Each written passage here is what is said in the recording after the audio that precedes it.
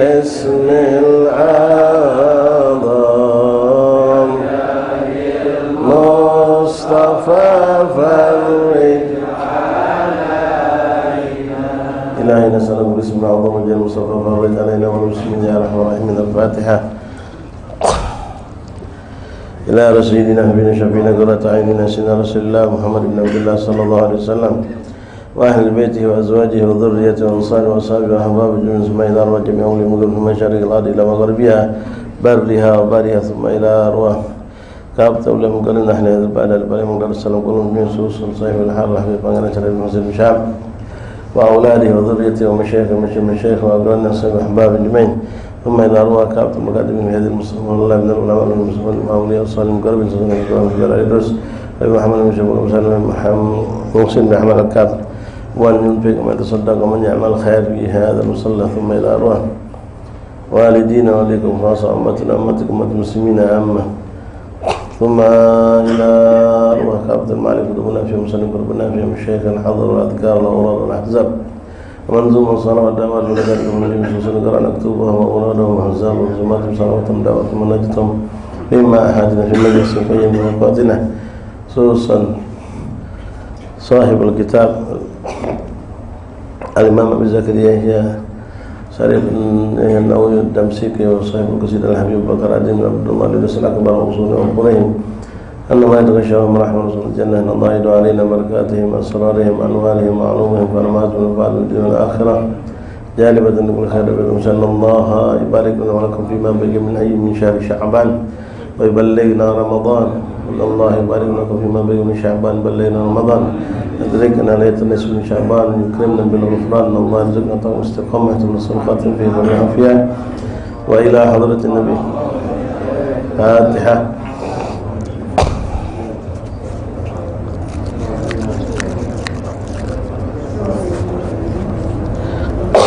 الصلاة والسلام غير المغضوب عليهم ولا الضالين. بسم الله الرحمن الرحيم. الحمد لله رب العالمين حمدا شاكرا حمدا ذاكرا حمدا يوافي نعمه ويكافي مزيدا. يا ربنا لك الحمد كما ينبغي لجلالك الكريم عظيم سلطانك. اللهم صل وسلم وبارك وكرم على سيدنا محمد مفتاح باب رحمة الله حلنا من فم الله صلاة وسلاما دائمين بدوام الملك الله وعلى آله وصحبه ومن والاه. رب اشرح لي صدري ويسر لي أمري واحلل عقدة من لساني يفقهوا قولي. ربي زدنا علما ويقينا وارزقنا فهما. اللهم ارزقنا فهم النبيين وحفظ المرسلين وإلهامك إلهام الملائكة المقربين. سبحانك لا علم لنا إلا ما علمتنا إنك أنت العليم الحكيم.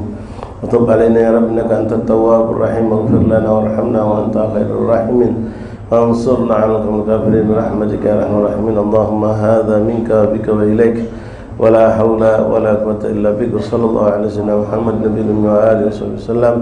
الحمد لله رب العالمين. معاشر الحبايب حاضرين إخوان رحمني رحمكم الله جماعة مجلس تعليم مصلى رياض الجنة كامبung Muara rahimani rahimakumullah. Assalamualaikum warahmatullahi wabarakatuh.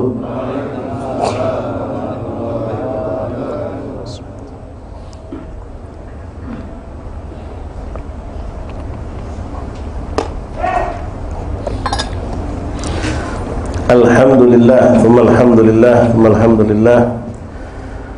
Lakal hamdu syukra ya Rabbana, bersyukur kita kehadirat Allah Subhanahu wa taala yang masih terus menjaga iman Islam kita, memberikan sehat wal afiat, memberikan taufik dan inayah hidayah sehingga kita bisa mensyukuri nikmat sehat kita dengan taat kepada Allah Subhanahu wa taala.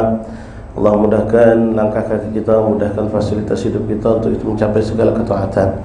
Baik, insyaallah ya Rabbana, ini bertunjuk kalau kepada kita ikhwani, insyaallah kita termasuk hamba yang diridhai. Hamba yang dikehendaki Allah untuk mendapatkan surganya Allah Subhanahu wa taala. Dalam kebaikan, dalam ketaatan kita dimudahkan Allah. Ini suatu keberuntungan yang patut kita syukuri dan kita jaga. Karena Rasulullah SAW mengatakan, kullun muyassarun lima khuliqalah. Setiap seseorang itu akan dimudahkan Allah untuk apa dia diciptakan. Kalau na'udzubillah kita dapatkan ada seorang dari keluarga kita urusan tidak baik, mudah. Urusan maksiat, cepat, gampang, mudah, ada berjalannya, ada belokannya. Sementara untuk kebaikan, untuk taat dia sulit. Maka kita harus hati-hati, cepat selamatkan itu orang. Dikhawatirkan kalau tidak, dia berarti diciptakan Allah untuk menjadi penghuni nerakanya Allah. Ini ucapan dari Rasulullah. Tapi kalau kita dapatkan ada pada diri kita, pada anak istri kita, alhamdulillah. Untuk gawe baik cepat, ada urusan-urusan yang bermanfaat cepat. Tapi untuk hal yang melalaikan apalagi maksiat, kita jauh. Maka bersyukur ikhwan, bukan untuk sombong, dan juga jangan ngerasa aman. Ya, kalau Allah nak nyabut nikmat ini begitu gampang. Tapi kita bersyukur dengan cara kita terus menjaga taat kita dan tidak pernah merasa kita punya suatu kelebihan. Semua yang kita dapatkan minallah. Bisa taat, bisa istiqamah, bisa bangun malam, bisa ke majlis, bisa salat jamaah, kullu minallah. Laula taufik min Allah maka abdul muti. Kalau bukan karena taufik, pertolongan dari Allah, kita tidak akan mampu. Maaf Tuhan, moga rumah kita depan langgar dan tepat langgar kita. Kalau kita tidak dapat taufik dari Allah, walaupun kita sudah punya hidayah, tahu kita salat jamaah di musala di masjid itu fadilahnya besar, duduk di majlis itu luar biasa fadilahnya. Tapi kalau orang tidak dapat taufik dari Allah lewat hidayah itu tidak bermanfaat. Tapi orang yang diberikan Allah taufik, hidayah itu akan sangat bermanfaat. Walaupun hidayah itu datang terlambat, cepat langsung dia sikapi, dia berikan apresiasi, langsung sikap menyikapi daripada apa yang dia dapatkan dari petunjuk, dia langsung berbuat kebaikan, ketaatan dan dimudahkan Allah. Nah, yang kita harapkan ya Rabb, mudah-mudahan bukan cuma kita pada levelan bawah, tapi mudah-mudahan dapat levelan yang lebih tinggi seperti dapatkan banyak orang-orang soleh. Dan mungkin kita kadang-kadang mengalami ketika kita nak ke majlis, kita sudah alhamdulillah istiqomah, ya Allah kita berusaha menjaga. Suatu saat pas kita nak jalan, motor kita rusak, atau motor kita dipakai abah kita, dipakai dulu kita, mati kaki kita nak berhenti. Tahu subhanallah ada kawan ngebel. Kawan kita ngebel, nanya kita nak pergi majlis tak? Pergi je kita, cuma anak kata motor sudah melak aku aja deh. Subhanallah. Dari dia ngebel, tadi dia pun menawar kita untuk ikut dia. Dimudahkan Allah. Nah, ini yang perlu menangis ikhwan. Yang nikmat seperti ini perlu ditangisi. Di saat kita yang tidak ada kemampuan, tentu Allah datangkan pertolongannya. Kita jadi mampu untuk datang ke suatu tempat walaupun kita tadi tidak punya itu. Ya, kita dimudahkan Allah Subhanahu wa taala. Begitu juga hal-hal yang lain, ya, anak sakit, bini sakit, begitu sudah dekat waktu nak ke majlis, mereka sehat, afiat. Sehingga kita tidak terhalangi. Kita sehat, bini tidak sehat, anak tidak sehat, sudah kelebu. Ya, siapa nak jaga anak bini kita, kalau tidak kita nih, tapi Allah mudahkan kadang-kadang dengan seperti itu. Alhamdulillah. Namun sebaliknya kita harus peka.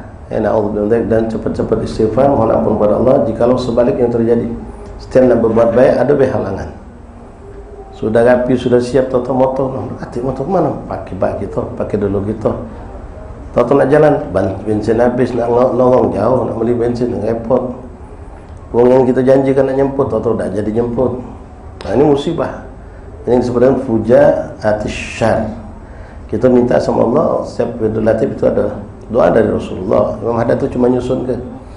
Doanya semua dari Rasulullah. Allahumma inni as'aluka min fujaatil khair wa na'udzubika min fujaatis syarr. Ya Allah, aku minta kepadamu hal yang tiba-tiba dari segala bentuk kebaikan, dan aku berlindung kepadamu dari segala kebaikan yang tiba-tiba dari segala bentuk keburukan.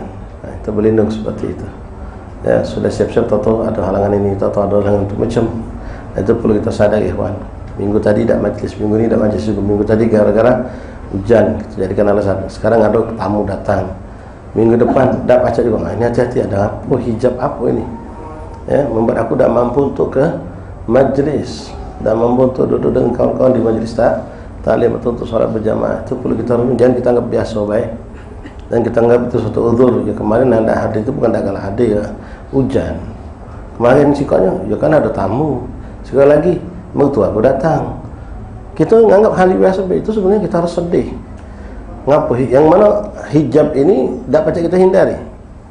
Mertua datang, tak kena tinggalkan. Tamu datang, tak kena kita lepaskan. Tapi ngapa kau tunjuk yang macam ini? Ada halangan.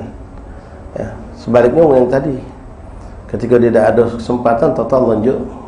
Ada yang siap jemput dia. Hujan deras, atau tiba-tiba berhenti. Lampu pidam tetap pas sudah Pak Maghrib demikian, ya Allah, lampu mati ninggalkan anak bini, rumah lampu gelap di mak manhu. Dari jam 4 sore mati lampu ni. Tahu 4 jam sebelum Maghrib dah terang. Alhamdulillah. Tentu baca kita. Macam-macam ini kita minta. Ya Allah, ya amilna iyyakum bi lutfi wa judi bi ma'al ibadikas salihin. Mudah-mudahan Allah perlakukan kita dengan lemah lembutnya Allah sebagaimana Allah memperlakukan ibadallah salihin. Baik ahbab rahimakumullah, ini malam mungkin penutupan majlis sementara. Penutupan majlis sementara. Malam berdepan kita libur sampailah masuk Jalal Kubra sampai Ramadan, dan insyaallah tadi kami sudah dapatkan ketegasan dari pihak pengurus mushola, mewakili warga kampung juga siap untuk kita menghidupkan majlis bulan puasa di mushola ini. Jadi yang biasa kita ngadakan di Masjid Adat, berhubung Masjid Adat itu alhamdulillah dengan setiap zuhur ada majlis. Jadi kita balik ke sini karena memang kita ada majlis setiap Rabu di sini, malam Rabu. Jadi insyaallah sepanjang Ramadan Rabu ba'dal asar. Jadi mungkin asar salat di sini, setelah asar mungkin ada wirid atau zikir sedikit. Setelah itu mungkin jam-jam 4:04 kita mulai sampai 5:04 kita lihat sikon waktu maghrib lah. Minimal setengah jam sebelum adzan maghrib kita bubar insyaallah taala, insyaallah. Teman-teman, alhamdulillah, mari kita lanjutkan bacaan kitab daripada kitab Al-Adhkar Imam Nawawi. Pada pertemuan yang lalu kita sampai kepada hadis yang ke-22, belum selesai pembacaan hadis tersebut karena agak cukup panjang hadis ini. Bismillahirrahmanirrahim. Alhamdulillahirabbil alamin. Allahumma shalli wa sallim ala sayyidina Muhammad wa ala ali sayyidina Muhammad. Kita ulangi hadis yang dari awal, nanti pas pembahasan pertengahan ke bawah kita baru jelaskan. An Mu'adz bin Jabal radhiyallahu taala anhu qala. Hadis ini datang dari sahabat Rasulullah Sayyidina Mu'adz bin Jabal. Ya fulan ini uhibbak lillah. Ya, ada seorang pernah ngomong sama Rasulullah